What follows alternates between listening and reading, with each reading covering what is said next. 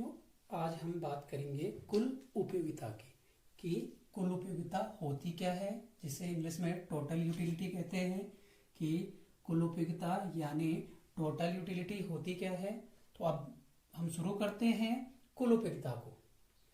उपभोग की सभी इकाइयों के उपभोग से उपभोक्ता को जो उपयोगिता प्राप्त होती है उसे हम कुल उपयोगिता कहते हैं। ठीक है, कि उपभोग की जितनी भी इकाई है, ठीक है, यानी किसी वस्तु की जितनी भी इकाई है और उन सभी इकाइयों के उपभोग करने के बाद उपभोक्ता को जो उपयोगिता प्राप्त होती है उसे कुल उपयोगिता कहते हैं। ठीक है, उसे हम क्या कहते हैं? कुल उपयोगिता कहते हैं। इसे TU बराबर सिग्मा MU से प्रदर्शित करते हैं। ठीक है, इसे TU बराबर सिग्मा MU से प्रदर्शित करते हैं। यहाँ पे TU बराबर सिग्मा MU का जो मतलब होता है वो होता है कि कुल उपयोगिता योग होती है सीमांत उपयोगिता का। ठीक है, जो कुल उपयोगिता होती है वो किसका योग होती है? सीमांत उपयोगिता का योग होती है। ठीक है बच्चों, अब हम कुल उपयोगिता को एक तालिका के माध्यम से समझेंगे। ठीक है, तालिका के माध्यम से समझेंगे कि कुल उपयोगिता को कैसे ज्ञात किया जाता है। तो यहाँ पे हमारे पास वस्तु x की इकाई है, यहाँ पे हमने लिख दिया वस्तु x की इकाई, यहाँ पे लिख दिया MU माने सीमांत उपयोगिता, TU मतलब कुल उपयोगिता। ठीक है, वस्तु x की इकाइयों को हमने यहाँ पे लिख दिया, मतलब वस्तु x मान लीजिए हमारे पास रोटी है और हमने 7 रोटी खाई, तो उसको हमने यहाँ पे लिख दिया 1 2 3 4 5 6 7। ये 7 इकाई तक हमने यहाँ पे लिख लिया कि हमने रोटी की कितनी इकाइयों को उपभोग किया? 7। ठीक है, तो MU को कैसे निकालते हैं कि जब हम किसी वस्तु की x इकाई की पहली इकाई का, ठीक है, क्या करते हैं? पहली इकाई का उपभोग करते हैं, तो उससे हमें सबसे ज्यादा सीमांत उपयोगिता प्राप्त होती है। जैसे मान लीजिए हमने जब पहली रोटी खाई, ठीक है, तो उसे मान लिया हमें 40 सीमांत उपयोगिता मिली। कितनी मिली? 40 सीमांत उपयोगिता मिली हमें। ठीक है, और जब हम दूसरी रोटी खाएंगे तो उससे हमें क्या होती है? सीमांत उपयोगिता थोड़ी कम मिलेगी। मतलब जैसे जैसे हम क्या करते हैं, वस्तु x की इकाइयों का उपभोग करते जाते हैं, वैसे वैसे हमें जो सीमांत उपयोगिता होती है वो कम कम प्राप्त होती है। ठीक है, जब हमने दूसरी रोटी खाई तो उससे हमें 30 सीमांत उपयोगिता मिली। जब हम तीसरी रोटी खाएंगे उससे हमें 20 मिली। चौथी रोटी खाई तो 10 और पांचवी रोटी खाई तो 0। यानी जब हमने पांचवी रोटी खाई तो वहां पे क्या हो गया? हमारा पेट भर गया है। ठीक है, अगर उसके बाद भी हम क्या करते हैं, जहां पे हमारा पेट भर जाता है, अगर हम उसके बाद भी उपभोग की क्रिया को जारी रखते हैं तो हमें जो सीमांत उपयोगिता प्राप्त होती है वो माइनस में होती है। अगर हम इसके बाद हम जबरदस्ती खा रहे हैं, ठीक है, अगर हमने छठी रोटी खाई तो उससे -10 और 7वीं रोटी खाई तो -20। ठीक है, क्योंकि जब हमें सीमांत उपयोगिता क्या मिल गई थी? 0 मिल गई थी, और उसके बाद भी हमने क्या किया? उपभोग की क्रिया को जारी रखा, तो हमें जो अब सीमांत उपयोगिता यानी मार्जिनल यूटिलिटी प्राप्त होगी वो कैसी होगी? ऋणात्मक में प्राप्त होगी। ठीक है, तो अब हम बात करते हैं TU की यानी कुल उपयोगिता की। अभी हमने जाना कि कुल उपयोगिता कैसे प्राप्त होती है। कुल उपयोगिता योग होती है सीमांत उपयोगिता का। ठीक है, यहाँ पे स्पष्ट लिखा गया है कि कुल उपयोगिता योग होती है सीमांत उपयोगिता का। मतलब जो ये सीमांत उपयोगिता है इसका योग क्या होगी? कुल उपयोगिता होगी। ठीक है, जैसे यहाँ पे 0 लिख लीजिए तो ये कितना हो जाएगा? 40। ठीक है, अब इसको जोड़ते जाइए। अब इसको क्या करना है? जोड़ना है। 40 है, ठीक है, 40 में 30 जोड़ना है, कितना हो जाएगा? 70 हो जाएगा।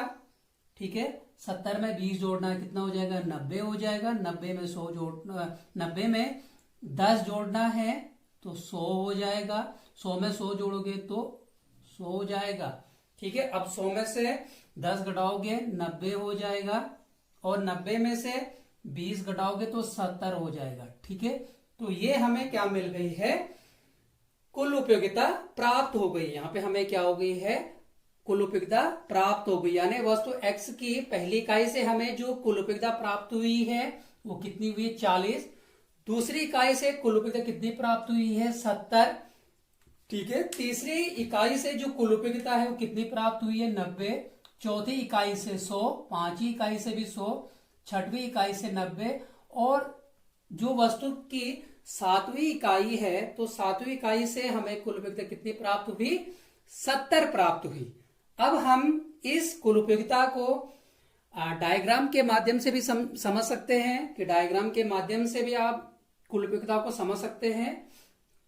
ठीक है, तो इसके लिए जैसे यहां पे हमने x और yx बना दिया है। ठीक है, ये हो गया x और ये हो गया yx। ठीक है, यहां पे हम क्या लिखते हैं, वस्तु x की इकाइयों को। ठीक है, वस्तु x की कितनी इकाइयां, 7 इकाई, 1 2 3 4 5 6 7, 7 इकाइयां हैं। 1 2 3 4 5 6 7। यहां पे लिखते हैं हम कुल उपयोगिता को, कि हमें वस्तु x की पहली इकाई से कितनी कुल उपयोगिता प्राप्त हुई, दूसरी इकाई से कितनी कुल उपयोगिता प्राप्त हुई, तीसरी इकाई से कितनी कुल उपयोगिता प्राप्त हुई, और लास्ट में जो हमारे पास सातवीं इकाई थी, उस सातवीं इकाई से हमें कुल कितनी उपयोगिता प्राप्त हुई। ठीक है, तो यहां पे सबसे बड़ा क्या है, 100 है। तो 10 20 30 40 50 60 70 80 90 100। ठीक है, लिख लीजिए 10 20 30 40 50 60 70 80 90 100। ठीक है, 100 लिख दीजिए यहां पे। अब जब हमने वस्तु x की पहली इकाई का उपभोग किया था, ठीक है, तो उससे हमें कितनी सीमांत उपयोगिता प्राप्त हुई, 40, और कुल उपयोगिता क्या होती है, सीमांत उपयोगिता का योग होती है। ठीक है, तो हमें पहली इकाई से कितनी कुल उपयोगिता प्राप्त हुई, 40। ठीक है, आपको ये देखना कितनी उपयोगिता प्राप्त हुई, कितनी कुल उपयोगिता प्राप्त हुई, 40। तो 40 पे यहां पे 40 हुई, दूसरी से कितनी हुई, 70 हुई। ठीक है, तीसरी से कितनी हुई, 90। चौथी से कितनी हुई, 100। ठीक है, पांचवी से भी कितनी हुई, 100।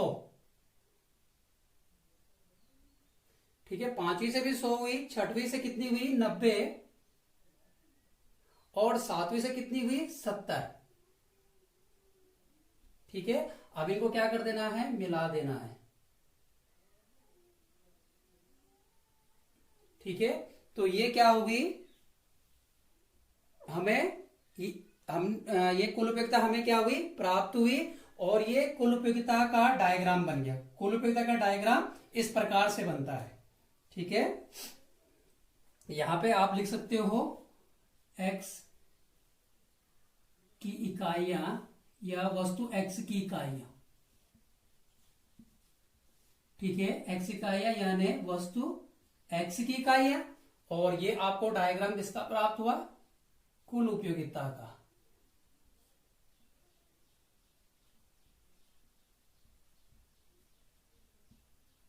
कुल उपयोगिता का। ठीक है।